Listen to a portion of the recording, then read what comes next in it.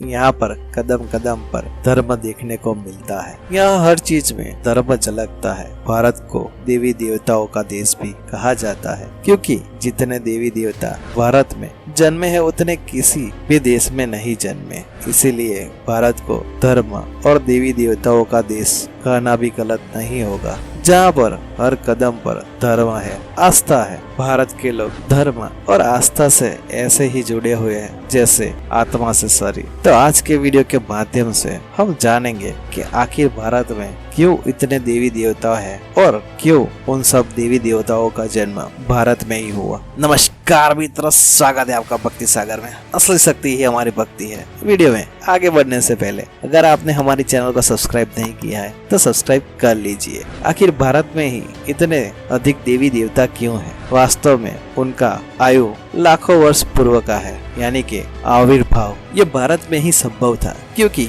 इसीलिए इस भूमि को देव भूमि कहा जाता है। दूसरे देशों में इसलिए नहीं है क्योंकि वो देश में आध्यात्म में हमसे बहुत पीछे है। ये सब देवी देवता सतयुग से संबंधित है, कुछ त्रेता युग से है तो कुछ द्वापर युग से है और कुछ कलयुग से भी है। अभी तो कल की अवतार का आना बाकी है, जिसके लिए हम और आप नहीं रहेंगे इस धरा पर। भारत को हिंदू देवी देवताओं के जन्मभूमि कहा जाता है। भारत के अलग अलग क्षेत्र से किसी न किसी देवी या देवता के जन्म की कहानी जुड़ी हुई है। चाहे भगवान श्री कृष्ण हो, जिन्होंने अवतार लेने के लिए मथुरा की धरती को चुना, और भगवान राम ने अवतार लेने के लिए अयोध्या नगरी को चुना, लेकिन सभी देवी देवताओं का जन्म आखिर भारत में ही क्यों हुआ? ये प्रश्न सोचने पर मजबूर कर देता है। हिंदू देवी देवताओं का जन्म समझने के लिए सबसे पहले भारत के प्राचीन इतिहास को समझने की आवश्यकता है। भारत के प्राचीन इतिहास का उल्लेख हमारे कई पुराणों और ग्रंथों में भी देखने को मिलता है।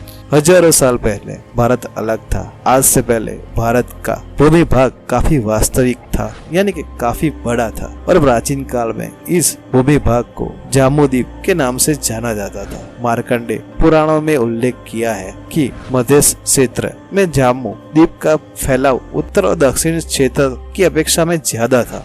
इन क्षेत्र को मेरुवर्ष और इलाहावर्त के नाम से भी जाना जाता था। इलाहावर्त पहले चक्रवर्ती सम्राट कुष्ट माँ का नाम था। इसके मध्य में पहाड़ों के राजा सुनहरे मेरु पर्वत के शिखर पर भगवान ब्रह्मा का विशाल सागर था, जिससे ब्रह्मा पुरी के नाम से जाना जाता था। यहाँ पर ब्रह्मा पुरी के अलावा 8 और नगर है, जो कि इंद्र और अन्य दूतों दूसरे देवी देवताओं के थे। त्रेता युग से एक मग से जुड़ा हुआ कहा जाता है, जिससे उल्लेख है कि भगवान राम काल के हजारों वर्ष पहले श्यामभू के पौत्र परिवर्तन के पुत्र ने भारतवर्ष को भाष्य था। पहले ऐसे किसी और नाम से जाना जाता था। कई लोग को ये भी लगता है कि भारत नाम भगवान श्री राम के भाई भरत के नाम पर पड़ा।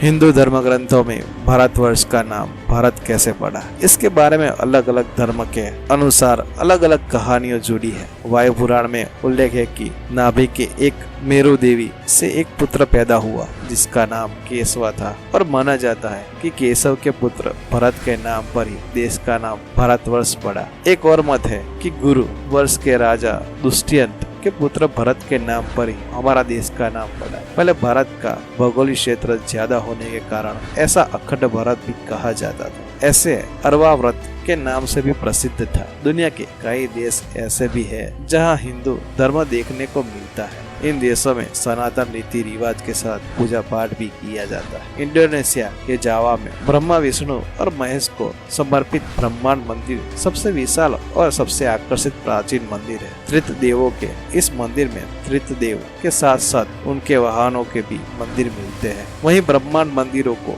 यूनेस्को द्वारा विशेष धरोहर की सूची में शामिल किया गया है। थाईलैंड पर भी, यानी कि थाईलैंड में भी हिंदू धर्म का गहरा प्रभाव देखने को मिलता है, जहाँ के लोग अपने राजा को भगवान विष्णु का अवतार मानते हैं। थाईलैंड का राष्ट्र चिन्ह गरुड़ है। बाली और जावा में भी हिंदू धर्म के देवी देवताओं के मंदिर भी देखने को मिलते हैं। बाली के तमान से सरस्वती मंदिर और जावा में सिंध सरेटस मंदिर भी मौजूद है।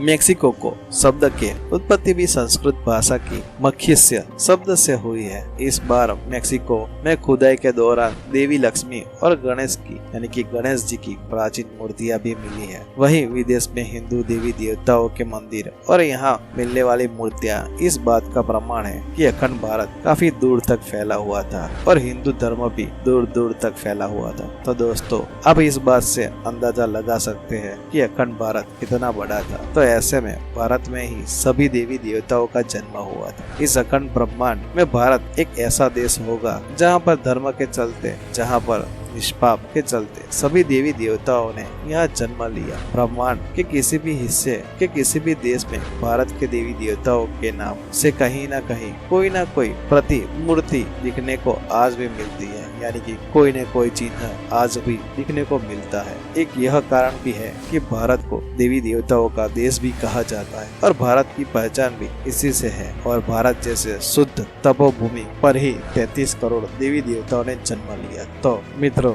आपको तो पता चल ही गया होगा कि क्यों भारत में ही सभी देवी देवताओं ने जन्म लिया। और आपके साथ साथ आपके मित्र और परिवार के सभ्यों को भी ये वीडियो शेयर करके बताइए कि भारत में ही क्यों देवी देवताओं का जन्म हुआ था। वीडियो को अंत तक देखने के लिए धन्यवाद। अगर आपको ये वीडियो पसंद आया है तो वीडियो को लाइक कीजिए और ऐसे ही धर्म के रहस्य के बारे में जानने के लिए आज ही हमारी चैनल को सब्सक्राइब कीजिए। धन्यवाद।